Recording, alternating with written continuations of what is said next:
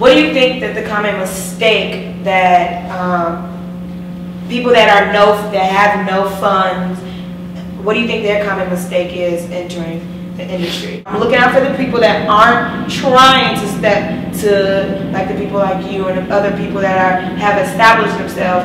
They're not trying to step to you incorrectly, but they don't have the funds, the guidance to step to you correctly. This is like your time to give them that advice, what they could do. I'm gonna answer the two parts. Okay. The biggest mistake you can make is not doing everything on your own. I believe that. When an artist steps to me and they like totally have no idea, no clue, I look at that as an opportunity to be able to teach somebody.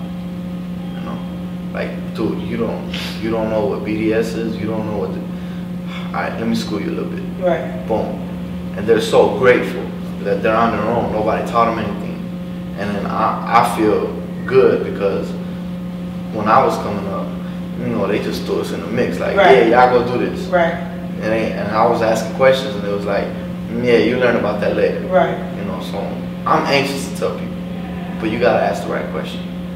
But when you don't step to me, when you're affiliated with somebody else, like if you're by yourself, and because you don't have any backing, you decide to join a squad, a different promo team, or somebody that's known as a snake in the industry, but you're so thirsty.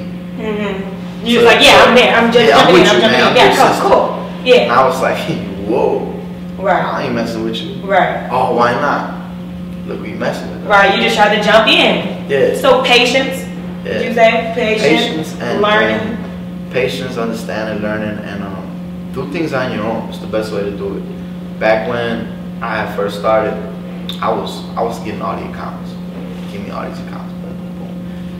And then it's bad because I was taking other people's money. Right. But it was good for me. Right. You know. And I was doing all the right moves. I was working harder than everybody.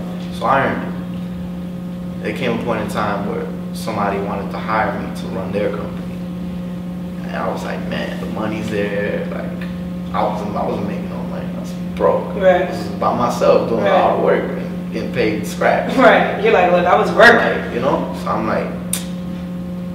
I was like, yo, man, I gotta respectfully decline because I'm trying to build my brand and my name. And although, you know, I want to thank you for the opportunity to let me manage your company, which is a long running company that was doing promo, 10 years plus. Right. I was in the game like 2 years. Right. So I declined, and you know, now I get all the respect now. Right. I'm not affiliated with anybody. Exactly. I would say those sacrifices.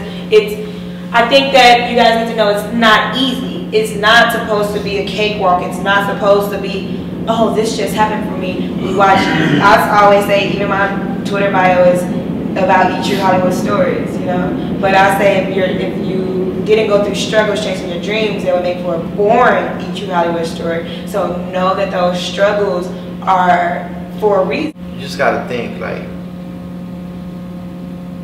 it's hard, it's difficult, I'm struggling, but I'm alive, I'm breathing. Exactly. I'm good. If you didn't, if nobody was stars, it would be nothing wrong with your life. You'll be living a good life. You're just dealing with some other stuff in your life. You know what I'm saying? The work aspect. Just like everybody, if you have a 9 to 5, you argue with the girl at work or whatever, and you argue with your boss pissed you off. That's just dealing with your job. These are the struggles of your job. You know. And then, you know, I also look at it like I represent Latinos, man, in this game, and for Chicago. Like, man, I got so many friends, man. They dead. They got shot up. I got one of my best friends that got shot up in 07. He had just started seeing what I was doing. Yeah. He was like, man, dog, I knew you were gonna be dope. I knew you were gonna be dope. Boom. I was like, damn, thanks, dog. And then, you know, we were supposed to hang out that week, and they killed him. You know, but it's crazy to talk about it because it's like that was my best friend, and like he was so proud. Right. That was my last memory. Yeah. So I'm like, I can't ever just go halfway. I gotta go 100% all the time. Yeah. You know, for people like him, for people that's locked up, that when I told them, yo, I'm doing this now, they're like, man, if you fuck up, we matching, dog. Like, Right. You gotta make it. Yeah, it's people behind So you, it's like, like, yeah. you know what I mean? And that's real genuine to me. Like, that's not something that ever comes out. I don't think I've ever told anybody that, but that's not something that comes out. No, because I It's not feel something that that. comes out in my business, you know, Right. because I don't talk about my personal stuff. It's like, I should talk all that. That's fun. You know what I Right. mean? And that's also a side of me that That's I'm able to cover up my emotions with. Yeah, that's what everybody says about me. They was like, Jackie, I don't understand how you talk so much and I know nothing about you. like I can talk all day and then not about anything dealing with Jackie. Yeah.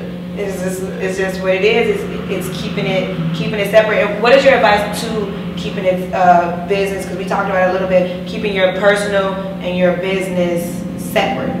Anything. Do you work with friends? Working with friends is hard, man. Massive. Because nobody knows how to play their role. Because in a business, you're a role player. Right. You know you have to. This is the person that's the boss. This is the person that's under. This is the person that's here. You know, friends. It's like, you my friend. Why would you do that? Yeah. I thought we was better than that. Yeah. Well, it's business. It's business. A lot of it got to do with emotions. Definitely. You can't let your emotions get the best of you. I want to knock people out every day.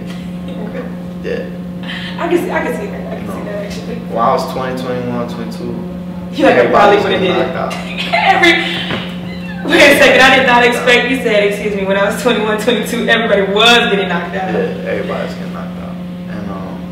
And that's bad, that's stupid. Yeah. I was getting jumped, all that, man, getting rocked, getting beat up, all that. You just stabbed, like, it all was that. messy. So it was like, yo, that's my fault. Right. Because I wasn't controlling my emotions.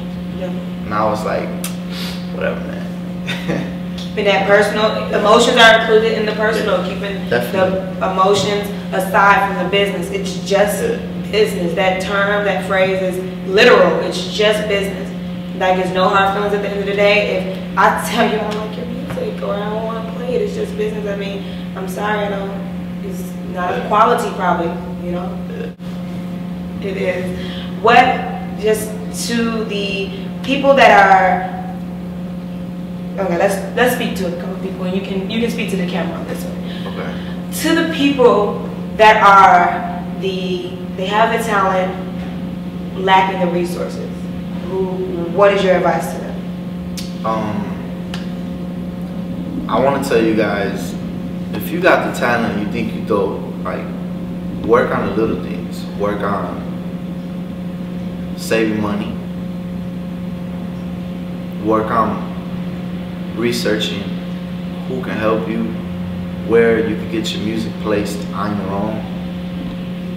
Work on making good, solid contacts and relationships. And work on being self-sufficient. Nobody's gonna help you for free. So the more things you can do on your own, do them.